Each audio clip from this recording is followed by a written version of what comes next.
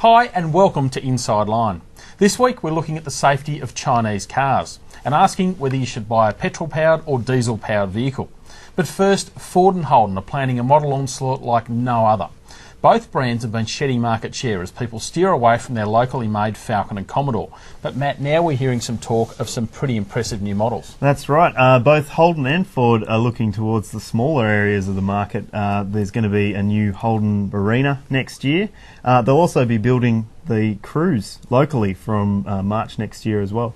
And Ford's going to be moving into the smaller arena as well. They've got a new Focus coming in next year from Thailand, hopefully by next year. But also maybe talk of some small off-roaders from things like the Cougar, and it's pretty representative of a big push towards those SUV style vehicles, which Ford and Holden aren't that strong in at the moment. So it'll be interesting to see. And one of the things I reckon's amazing is how you look back 5 years ago and there's a lot of defensive work going on to try and look after their Falcon and Commodore share. These days they seem to be saying, "Nah, stuff that, we'll go and just have a crack at the market." Yeah, I think people's tastes are moving away from the bigger cars, and Ford and Holden are starting to sort of wake up to that and think, well, you know, if soft roaders or SUVs is where people are moving towards, then why not go there? Yeah, join the crowd. And one of the big things there is that they're going to be getting, I guess, more nameplates, not just replacing models. So it should be interesting to see. Yeah. Now, also this week was another Chinese-made car that didn't do particularly well in a crash test. This time it's from Gili, which ironically is the brand that recently bought safety pioneer Volvo.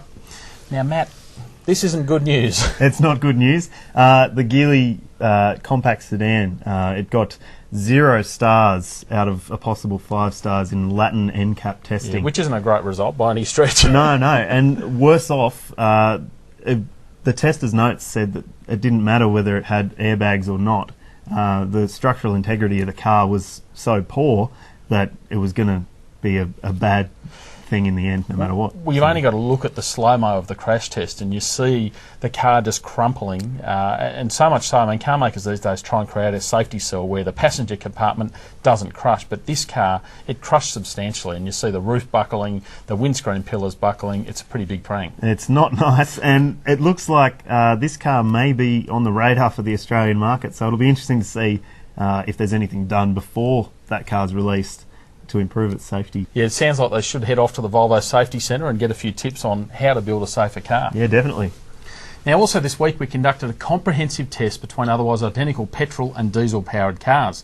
Now, Matt, in many ways it comes down to the choice of how you're going to use the vehicle, be it in the city or the country. Exactly right. I think city cars, city drivers in particular, are always going to have more of a taste for the petrol powered car. You know, a little bit easier to drive around town, maybe petrol automatic, that's a good combo. Country drivers, perhaps longer distance to travel, they tend to like manuals a little bit more as well, and diesels often don't have an automatic option in some cars. Yeah, particularly those Japanese sourced diesels. Honda, I know, is limited with that. They don't sell any here. Mazda's the same, but also comes down to the kilometres. I mean, diesels tend to charge about $2,000 or $3,000 more for the basic car. So if you're saving $300 or $400 a year, it could take you 10 years to pay it off. That's right, and that's a big part of what people will take into their equation when they're going to buy a new car, whether they're going to get their money back in 10 years' time or 5 years' time just for getting a diesel over a petrol. It's a big consideration. And the equation changes even more once you look at the size of the vehicle. So four-wheel drives, heavier four-wheel drives that tend to be thirstier, you tend towards that the diesel-powered ones, whereas the smaller cars, I guess petrol makes more sense. And of course the other big unknown in this is resale value, what your petrol or diesel car will be worth in a few years. Yeah, definitely. Now, we can't go without mentioning the latest Toyota recall. This time it's for a potential brake problem with 25,000 Toyotas and Lexuses.